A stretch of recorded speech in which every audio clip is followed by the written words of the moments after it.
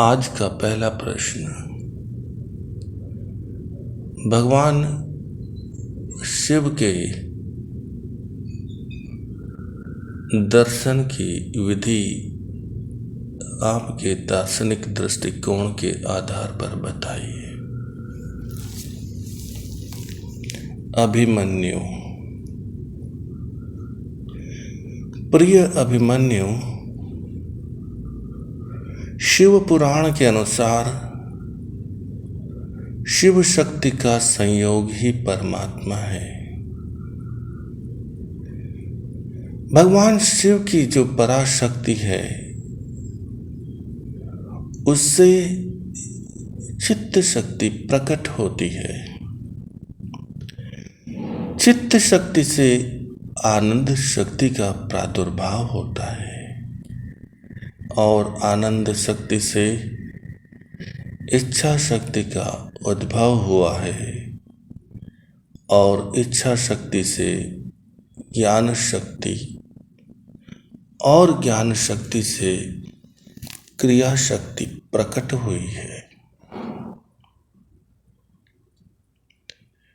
भगवान शिव किसी भी जीव में कोई भेद नहीं करते हैं।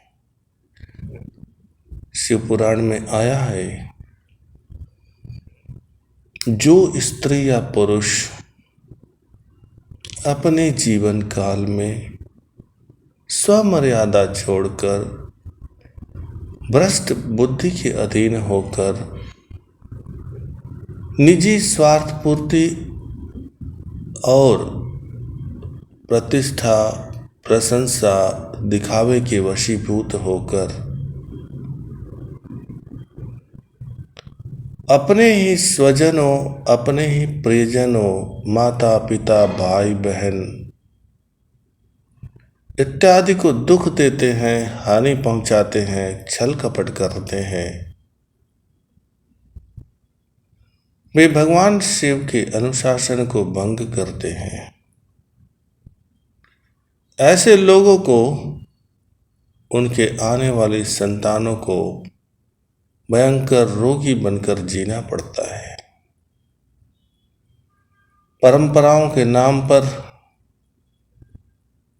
जो प्रकृति के अनुशासन का उल्लंघन करते हैं, किसी भी जीव के हानि का कारण बनते हैं, किसी भी जीव के दिशा भूल करते हैं, उन्हें असाध्य शारीरिक रोग तो भोगना ही पड़ता है, साथ ही संतान के रोग दुख को भी भोगना पड़ता है। यदि भगवान शिव को जानना है तो सबसे पहले स्वयं को जानना अत्यंत आवश्यक है।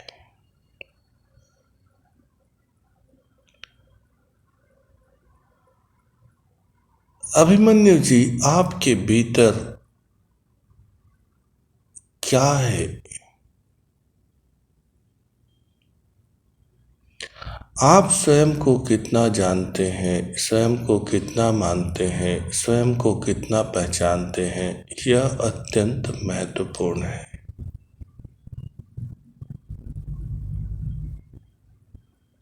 भगवान शिव को जानने से पहले स्वयं के भीतर उपस्थित तत्वों को, भीतर उपस्थित शक्तियों को जानना अत्यंत आवश्यक है। संसार के लोभ मोह माया के प्रभाव में आकर जो व्यक्ति अपने ही परिवार का अहित करते हैं, स्वयं का अहित करते हैं, वे प्रकृति के नियम का उल्लंघन करते हैं।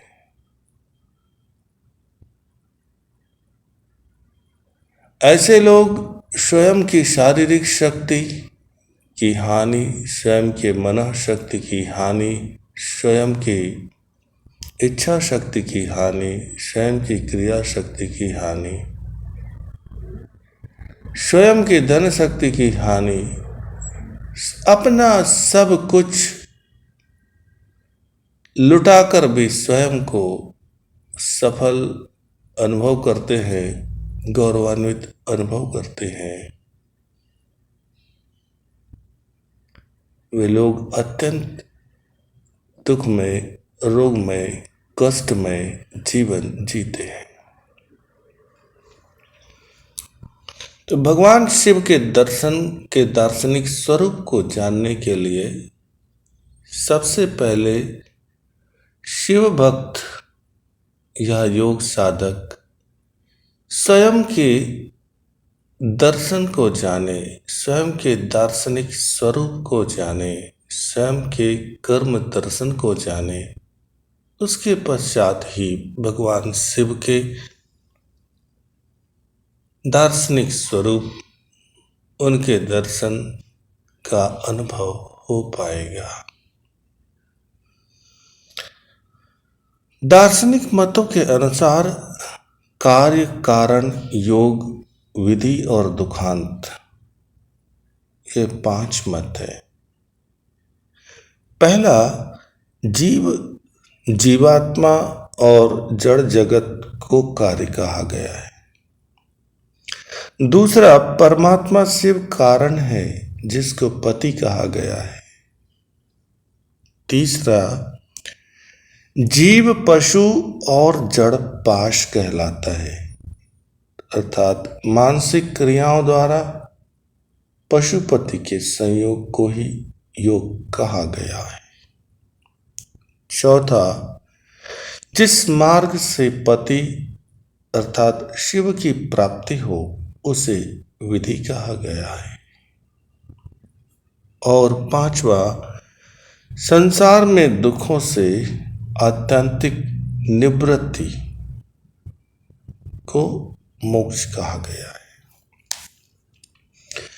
वैसे तो शैव दर्शनों में ब्रह्मांड और पिंड की एकता को मानते हैं, और नाथ संप्रदाय का आधार है ब्रह्मांड में जो कुछ है वही पिंड अर्थात शरीर में भी है। जीव को षड विकारों से मुक्त होने का प्रयास करना चाहिए, अर्थात जन्म, वृद्धि, परिणाम, अपक्षय, जरा और मरण। जो मनुष्य इन बातों को छोड़कर भांति भांति की धारणाएं रखकर जीवन यापन करता है, वह धन तो अर्जित कर लेता है, लेकिन उसका शरीर और उसकी संतान रोगमय और दुखमय होकर संसार में भ्रम के वशीभूत होकर भटकता फिरता है, और यही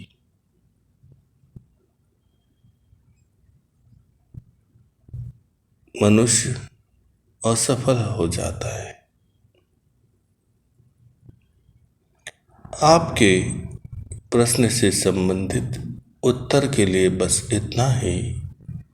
3 बातें स्मरण रखनी है। शिव को जानने से पहले स्वयं को जानना है। दूसरी बात, शिव परिवार का प्रतीक है, आदर्श है, इसीलिए अपने परिवार के किसी भी सदस्य का अहित न करना, दुख न करना, कष्ट न पहुंचाना, छल कपट न करना,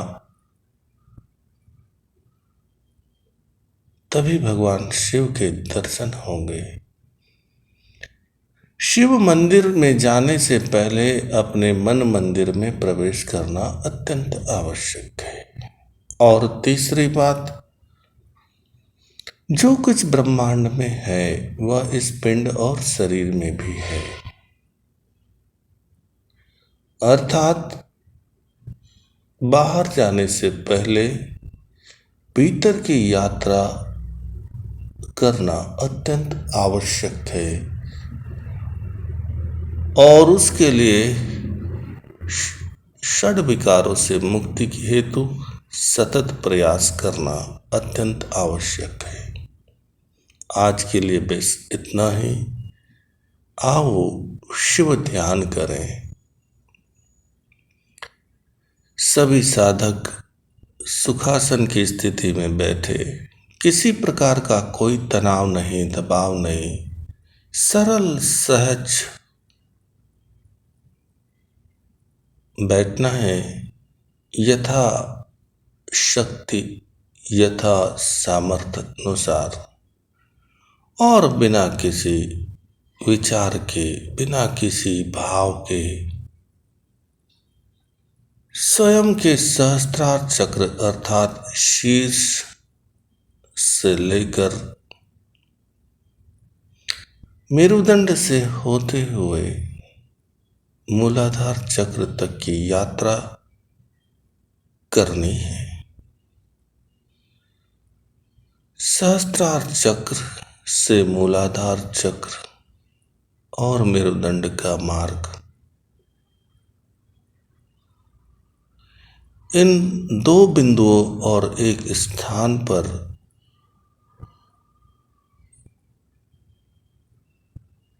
निरंतर अपनी सजगता बनाए रखना है। इसी अभ्यास को नित्य आपको करना है। स्वयं का दर्शन होगा और स्वयं के भीतर शिवत्व का दर्शन होगा। आज के लिए बस इतना ही। नमः शिवाय। आपने जो कुछ सुना यह एक मनगढ़ंत बात है, इस पर निर्णय ना लीजिए।